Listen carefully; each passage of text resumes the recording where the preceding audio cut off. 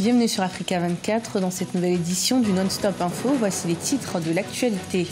Poursuite de l'opération Sucula en Centrafrique, le gouvernement sollicite l'adhésion de la population pour le bon déroulement de ses missions de démantèlement des groupes armés dans le quartier de Kilomètre 5 à Bangui.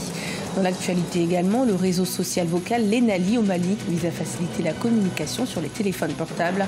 Pour cela, la plateforme est disponible en plusieurs langues comme le Bambara, le Maoré ou encore le Wolof. Et puis en Côte d'Ivoire, le Wadoryu, un art martial venu du Japon, veut s'imposer.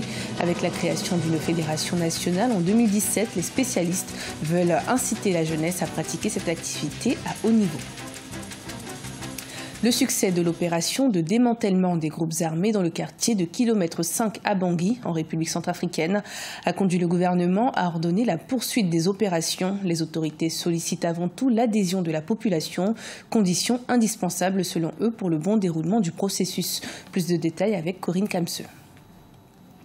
L'opération Sucula va se poursuivre au quartier Kilomètre 5 à Bangui, en République centrafricaine. Les autorités sont formelles et elles appellent au soutien de la population pour mener à bien cette opération. Il est question de démanteler les groupes criminels qui, selon le président centrafricain Faustin Archange Touadéra, tiennent la population en otage. L'opération est conjointement menée par la MINUSCA et les forces armées centrafricaines. Lancée le 8 avril dernier, cette opération a rencontré de la résistance. Plusieurs personnes, parmi lesquelles 2 casques bleus, ont été tuées. Le président met en garde contre une récupération confessionnelle de cette opération de sécurisation. Et comme vous savez, nous n'avons pas manqué d'évoquer la question du Kilomètre 5, qui aujourd'hui, pour nous, ce n'est pas une question de religion. D'aucuns veulent transformer en une question de religion, mais il s'agit d'une question de maintien d'ordre et de sécurité. La capitale Bangui recouvre ainsi progressivement le calme après une semaine violente. Pendant 3 journées dès le lancement de cette opération, des affrontements ont opposé les forces onusiennes et gouvernementales au groupe d'autodéfense autoproclamé. Dans la presse locale, le bilan fait état d'une 30aine de morts parmi les civils, ce qui a d'ailleurs justifié les manifestations devant la base de la MINUSCA. On peut réussir à déloger des occupants ou alors à contraindre certains acteurs à se déplacer, mais toujours, n'est-ce pas, les graines et les germes restent. Mais lorsqu'on associe le dialogue et, j'allais dire, l'inclusivité des acteurs locaux dans la construction de la solution, en ce moment, l'intervention militaire sera complétée par une action de sensibilisation. Parce que, comme on le dit, les guerres et les conflits naissent dans les esprits des hommes, et c'est dans ces esprits qu'il faut les combattre. Présente en Centrafrique dans le cadre de la première réunion du groupe international de soutien à la République centrafricaine, les missions onusiennes et de l'Union africaine ont réaffirmé leur engagement à soutenir le gouvernement dans ses efforts de sécurisation de la Centrafrique. Le quartier Kilomètre 5 est considéré comme l'épicentre économique de Bangui. Il a souvent été victime des tensions du fait du rançonnage des commerçants par des milices armées.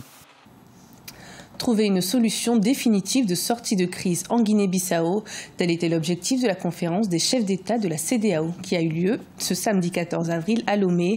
Une nouvelle rencontre qui vise à établir le dialogue entre les protagonistes de la crise et ainsi œuvrer pour le développement économique. Reportage de notre correspondante Emefa Kofi. La crise politique qui secoue la Guinée-Bissau depuis plusieurs années préoccupe la communauté des États de l'Afrique de l'Ouest. Le pays traverse une crise institutionnelle depuis la destitution en août 2015 de son premier ministre Domingos Simões Pereira, chef du Parti africain pour l'indépendance de la Guinée et du Cap-Vert. Réunis en session extraordinaire ce 14 avril à Lomé, les chefs d'État et de gouvernement de la CEDEAO, pour garantir la paix et la stabilité en Guinée-Bissau, ont approuvé un certain nombre de mesures, à l'instar de la nomination de Aristide Gomes en tant que Premier ministre de la Guinée-Bissau. Son Excellence, M. Mario Vaz, président de la République de Guinée-Bissau, a informé la conférence qu'après consultation avec les forces politiques et la société civile de la prise des décisions suivantes. La nomination de M. Aristide Gomes comme Premier ministre de consensus. Cette nomination sera prise par décret présidentiel le mardi 17 avril 2018 à Bissau.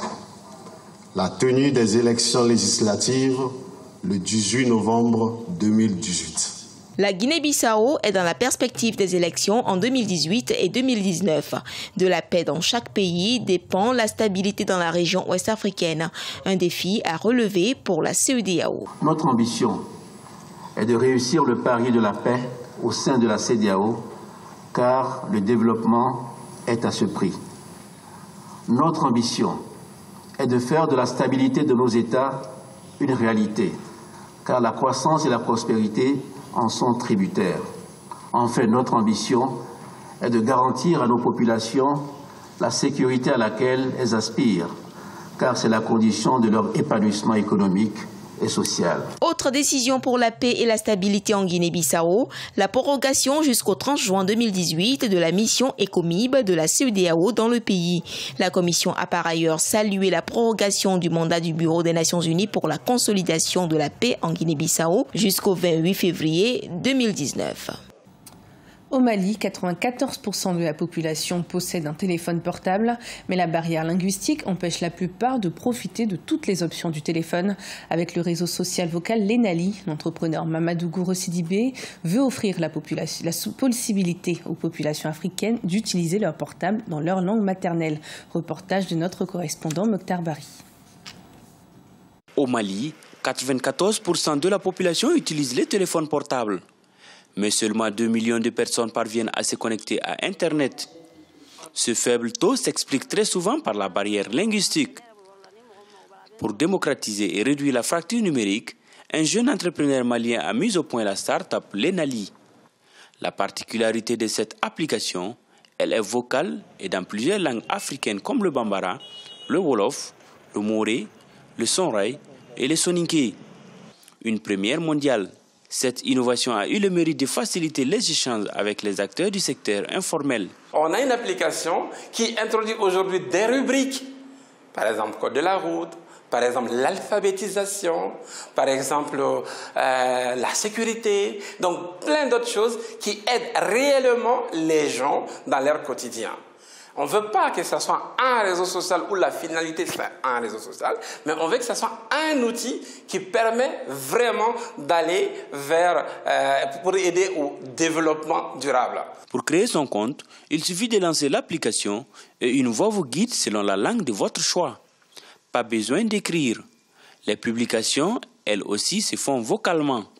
Lancée en mars 2017, elle compte plus de 35 000 téléchargements. L'objectif du promoteur, instruire le monde rural avec des cours sur bien des domaines. L'application mobile permet, dès son installation, de choisir la langue dans laquelle on souhaite recevoir les instructions vocales, des guides vocaux. Ensuite, on peut aller jusqu'à rentrer son profil vocalement. C'est-à-dire qu'on soit instruit ou non, on peut faire un profil vocal. Plus tard, quand on rentre dans l'application, on va pouvoir faire des publications vocales, des publications avec des photos sonores, des commentaires vocaux et depuis février dernier, l'appel navigation GPS. Mamadou Sidibé multiplie les initiatives pour faire connaître cette innovation. La dernière évolution, c'est l'appel GPS qui permet de guider l'appelant vers les récepteurs de l'appel. Prochaine étape, lancement des versions Peul et Tamashek. Le Wado Ryu, un art martial d'origine japonaise, veut s'imposer en Côte d'Ivoire. Une fédération spéciale a été créée en 2017 et la discipline mise sur la jeunesse pour son développement. Elle espère à long terme pouvoir participer aux compétitions internationales. Olivier Conin. Vers un développement du Wado Ryu en Côte d'Ivoire. Le Wado Ryu est un art martial d'origine japonaise. L'une de ses particularités, c'est que les pratiquants ne se touchent pas pendant les combats. Constituée en fédération Wado Academy depuis 2017, la discipline entreprend de former ses formateurs afin de se développer dans toutes les régions du pays.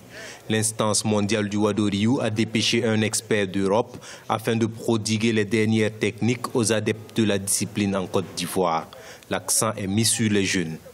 Je pense que la jeunesse, c'est l'avenir. Et c'est par ça qu'on peut se développer le mieux. Je pense que plus on démarre jeune, et on a le temps d'acquérir de plus en plus de connaissances. Voilà, donc Voilà, c'est l'avenir et c'est ce qui est certain. Pour le président de la Fédération Wado Académie Côte d'Ivoire, il est important que les cadres soient bien formés afin de détecter les futurs champions de l'équipe nationale en prospectant dans toutes les régions du pays. Nous avons l'obligation donc de défendre la couleur du pays. C'est la raison pour laquelle nous avons fait venir notre grand maître pour essayer de nous mettre au pas vis-à-vis des techniques sur le plan mondial. Et là, nous allons donc, comme il a dit tout à l'heure, travailler de plus profond pour essayer d'améliorer ce que nous avons déjà appris et ajouter autre chose que peut-être nous n'avons pas encore vu depuis plus de 5 ans.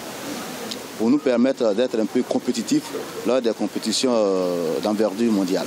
Nous comptons donc sensibiliser beaucoup d'athlètes et beaucoup de parents d'élèves pour pouvoir donc faire une affiliation un peu plus élevée pour qu'on puisse faire la couverture de Wado Académie sur le territoire national. La Fédération Wado Académie Côte d'Ivoire compte 10 clubs affiliés à Abidjan et à l'intérieur du pays. 1 millier de licenciés sont dans les fichiers de la fédération qui se préparent à participer au championnat du monde de Wado Rio, Italie 2019. Ce journal a été préparé par l'ensemble de la rédaction. Merci de nous avoir suivis. Retrouvez dans un instant une nouvelle édition de l'information sur Africa 24.